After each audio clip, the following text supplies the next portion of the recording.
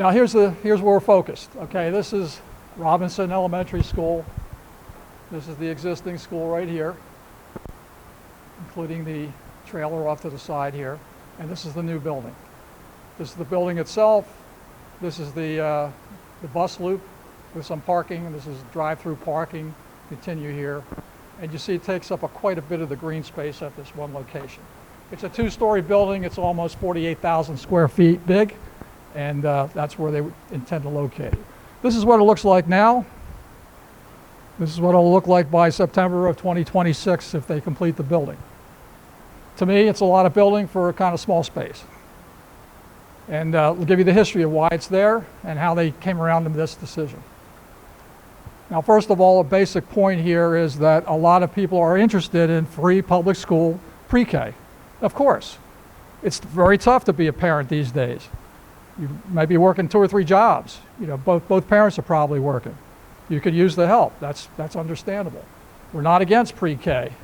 We're not against even public pre-K if it's done in a wise and reasonable manner. So it's just as reasonable to Hamilton taxpayers want to know what's going on, how much money is being spent exactly, and where the money is coming from. And that's kind of hard to get in the details. A lot of generalities, but getting the details is difficult.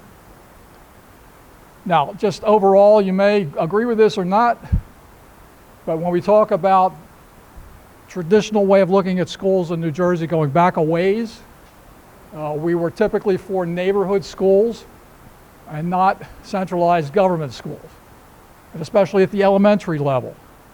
You know, middle school, not as much, high schools, not as much, but the elementary schools, people kind of like having the school right down the street, and it has a lot of benefits. You meet the other kids in the neighborhood that your kids are playing with, you meet the other parents, you have a community, you have something in common, you have your own kids in common in that community. We like home rule. New Jersey is officially a home rule state when it comes to schools. And people complain about, oh, there's so many principals, there's so much decentralization. Well, it serves a purpose. You have some local control over what's going on. And then informed consent is another key principle here, instead of forced compliance, which is kind of the zone we're operating in with this particular project. Now, I'm just going to show you quickly here how this is not a strategic plan, it's a plan based on expedience. And there's a big difference between the two. There's kind of a narrow focus here, undue focus on the pre-K program, while the rest of the things we have to deal with in our schools not being attended to in this kind of manner.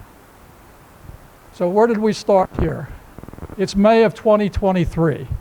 The state has announced that they have federal money available that they're going to allocate for building preschool facilities. They didn't say they wanted a big mega school. It didn't have to be a mega school.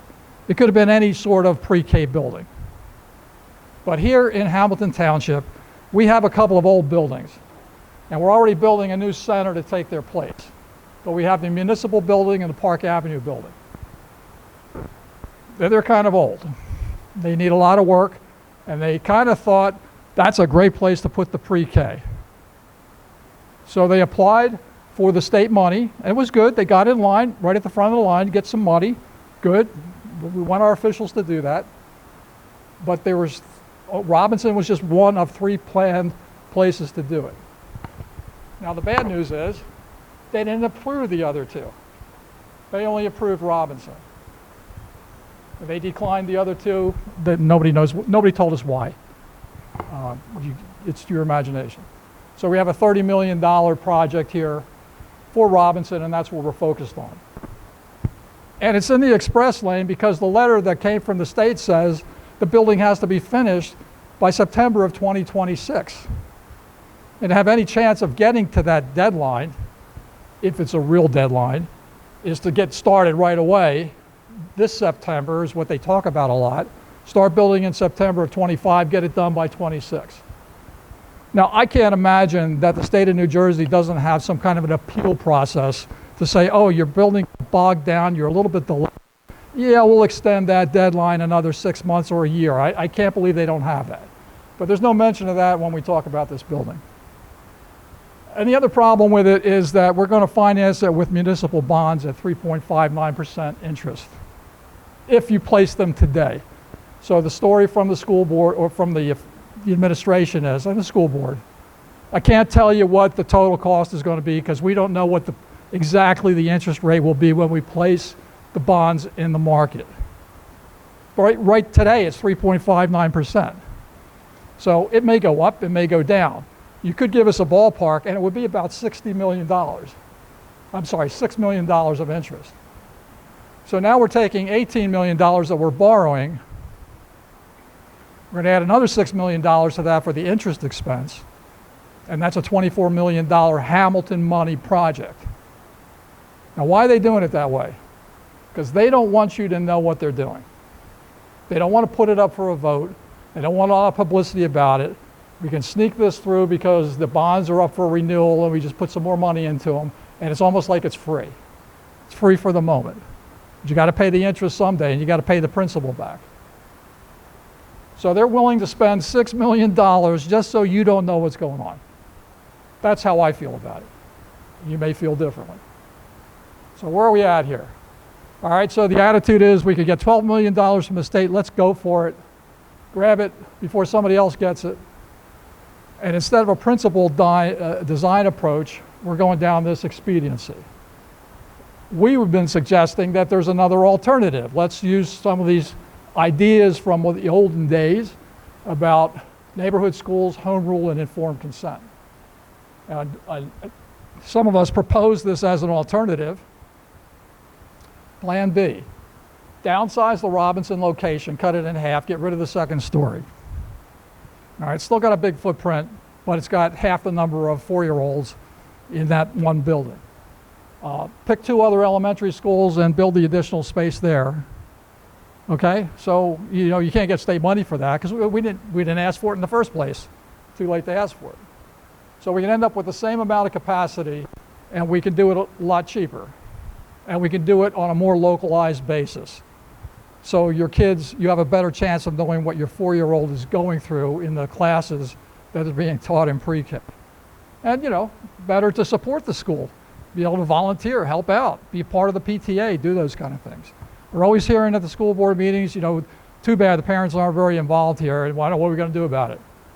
Well, what you don't want to do is put all the kids in one school in the center of Hamilton so that everybody has to drive or put them on the bus and not have a chance to really get over there very often in person. So that's where we're at. Where else would we put it? You'll hear Dr. Rocco talk about there's no space anywhere else. Okay, that's the only place we can build is at Robinson. But even their own facility strategic plan that came out in January says 15 schools have room for, more facilities. Here's a list of where you can build and where you can't. And here's just 4 of the most obvious ones if you just look at satellite photos. If you were going to add just a small couple of classroom extension, there's at least 4 schools where you could do it. And we only need 2. University Heights, Morgan Elementary, Langtree. Langtree's got a lot of space. So instead of having an adult conversation where we say, that's right, maybe we ought to think about an alternative. It's like, no, we can't possibly do it. We already know it's going to be way more expensive. It's like, okay, just lay that out for me in some amount of detail like we used to have to do in math in grade school. You got to show your work. All right, show me how it's more expensive. Building on a second story is usually a lot more expensive than building a 1-story building. All right, so we have a plan B. It's one of the alternatives we're trying to suggest. So instead of doing the mega project at Robinson, let's have a compromise. We'll get 3 school additions out of it, and it's not all in one place. But there's no discussion about that. Full speed ahead, we're doing the mega pre-K. All right, so that's the deal here.